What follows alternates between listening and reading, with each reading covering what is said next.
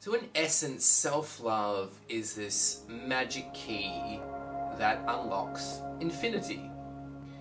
When we're holding a space of self-love, the intellect that for many of us has been blocking our true skill, our true nature, and our true potential dissolves into the background. And what becomes, or what moves to the fore, is that higher consciousness, that higher self, which is limitless intelligence, limitless energy, limitless skill, limitless talent.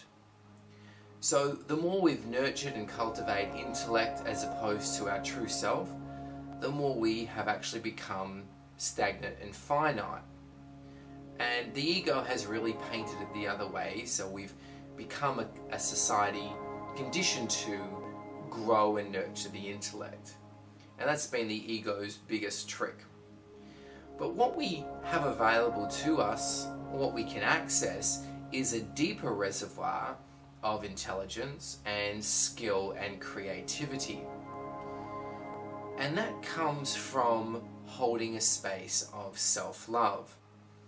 But how do we access self-love when so many of us have been told since we were very young that who we are isn't enough, we're not good enough, we're not getting a parent's approval, we don't measure up in society, or we don't compare or compete with friends and neighbours and siblings. So when we have these notions instilled in us that who we are is inherently flawed, how do we come back from that to reach a place where there is a space of self-love?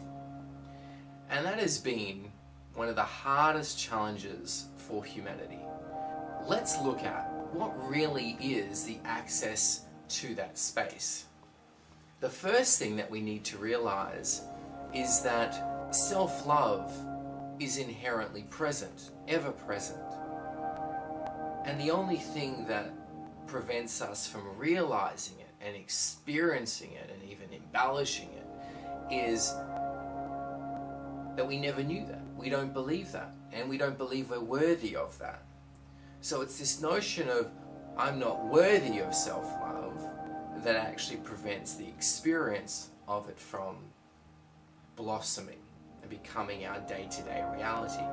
As we're evolving, what we're really seeking is our own approval, our own love. And so there's only a very small obstacle, a very tiny hurdle, and that's really, are you going to give yourself permission to love yourself or not? And that's what accessing self-love is all about. So how do we go about then getting that permission? How do we allow that reservoir to keep flowing, or to start flowing and to keep flowing? We shine the light of truth, we get clarity.